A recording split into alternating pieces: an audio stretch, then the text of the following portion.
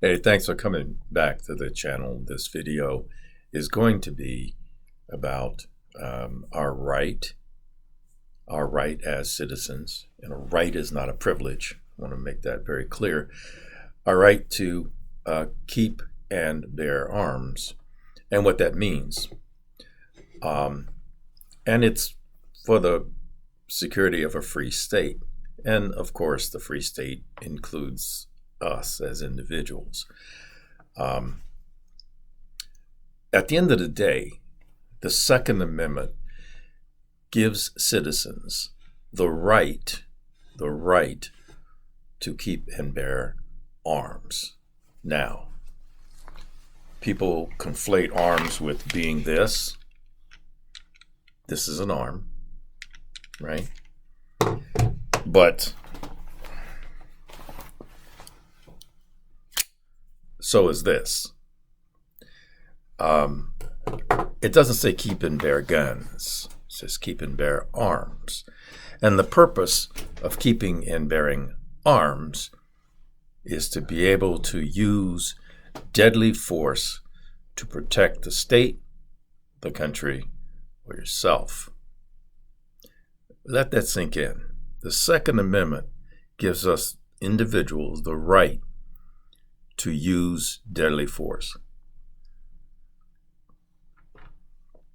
Now, otherwise, it would say the right to keep and bear arms to show somebody and scare them. No. The purpose of arms is for combat. The purpose of arms is for delivering deadly force to a threat. That is what the Second Amendment gives us. We're the only country in the world that has that. And culturally, it scares the heck out of everyone else in the world. But I digress.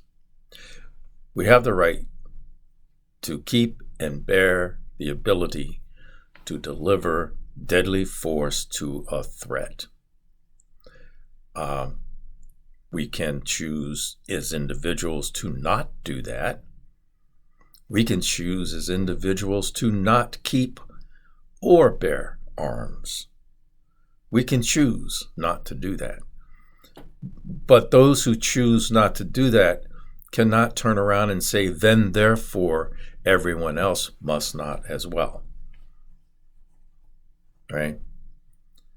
I see and hear that a lot, and I've been thinking about a response to a very well-written comment on a recent video I posted from a gentleman who was, 40 years as a law enforcement, military, all that kind of stuff, and then is saying we should not have constitutional carry because it makes the streets more dangerous. And we should have controls on who gets to keep and bear arms. Well, the Constitution, the Second Amendment, doesn't say we get to decide who, although we do in some cases. We don't get to make a judgment call that says, I don't think that Ralph, I don't think that Sarah should be able to, because they're kind of jinky. They're sketchy. And I don't think, they haven't done anything, haven't committed a crime, haven't done anything. But they just look like they might. So they should be debarred of that right. But let me come back to the notion of violence. Violence is a good thing. Violence is a bad thing if it's misused. But we have the right to keep and bear the ability to deliver deadly force, which is violence, against a threat, whether foreign or domestic, right? Or just protecting our individual selves or our families. Now, there are those who say, no, we as citizens, which is true, we have given the ability the permission for the state, and the state could be city, county, and the government, to use force, law enforcement, to use force to enforce laws that we, the people, pass. So yes, we have said to the state, we're gonna allow you to use force against those who violate the laws that we, the people, pass. Does not mean you have the exclusive right. You only have the right to use force against the people in the enforcement of laws that we pass. Otherwise, we get to use deadly force to protect ourselves. It does not mean that we as citizens have the right to use force against other citizens to enforce laws or to even mete out justice. That would make us vigilantes, and vigilantism is not something that is legal almost anywhere, So we do not have the right to use force as vigilantes. Now, to the degree that there is that there has been a collapse in government, right, then we're going to have to use force as a collective, as a community. But we still have an individual right to use force, arms, whichever type, to defend ourselves. There are those that think that should not be the case. Really. There are those that are afraid to know that there are people walking around that have the ability, that have the right, just the right, to use force to protect themselves. That is why so many, I'm going to call them the blue cities and the blue states, are terrified of constitutional carry. Because the more people who carry, the more bad guys are going to get killed on the spot in the commission of crimes, whether they're 11 years old or 70 years old. Age will not matter. If you are in the process of being an imminent threat to an individual who now has the ability to use deadly force to protect themselves, you are going to take a dirt nap. And your child, if they are a child, is going to take a dirt nap. So start teaching your children. On the flip side, I get a lot of news feeds about shootings around the country. Almost all of them are multiple people, whether it's a drive-by or some misbehaving after a party or out at the club or whatever, is gang-related. Robberies and crimes like carjacking are done by multiple people, almost always today, and they don't care because almost always they are armed. They are armed. Why? Because they know you, or they believe you are going to be armed. And the first thing they're going to do, they're not going to ask you the question. They're going to shoot you. Most of the shootings, whether they're shootings of law enforcement or shootings of other victims, are in the head. Because they know the cops wear vests, right? They don't want to take a chance with a civilian, especially in a carjacking, so they'll just shoot you in the face. And they don't publish that a lot, but if you read as many of these as I do, you get the picture really fast. Bad guys are now shooting victims in the head. It's just that simple. The exception is when they're trying to do an educational session on you or on another gang member, and then they'll shoot you in the arm or the leg, not intending to kill you, although you can bleed out from femoral artery shot or something.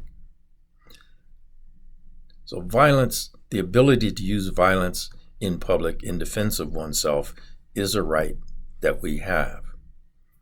And there are those who want to make judgments, who want to say, I don't think so-and-so, or a person that has these characteristics should be able to.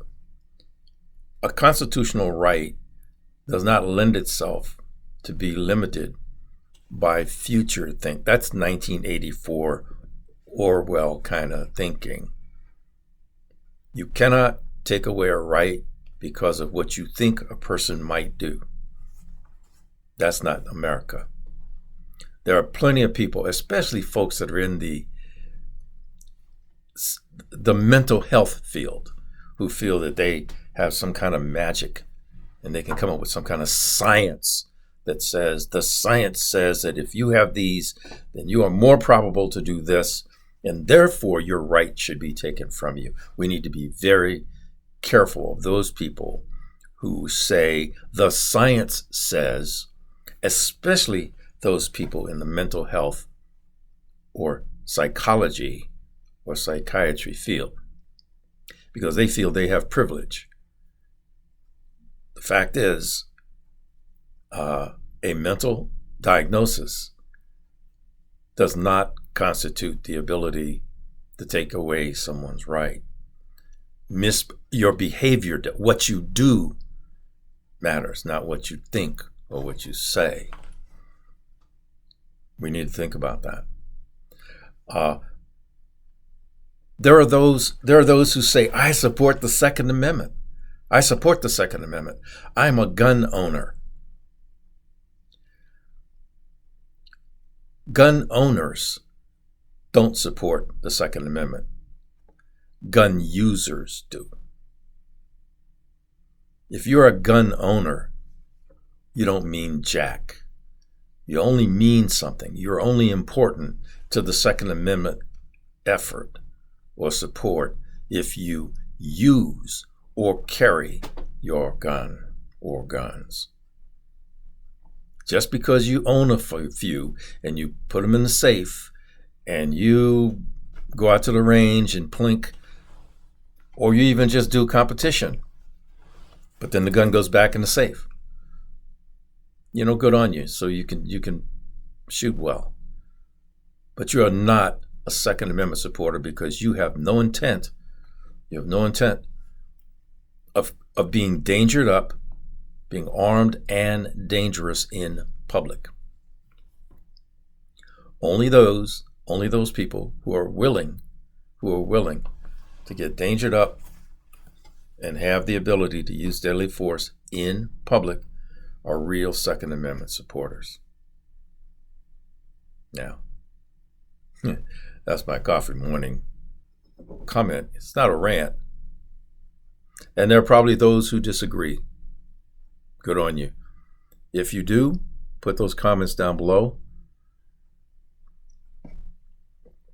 Or whatever. We'd like to hear from you in the community, this community. So with that, if you like the content, no matter where you are in the world, subscribe, hit the bell icon, put comments down below to the degree that you want to share your thoughts, and all those thoughts are welcome, by the way, as you know. And as always, thanks for watching, and please carry on.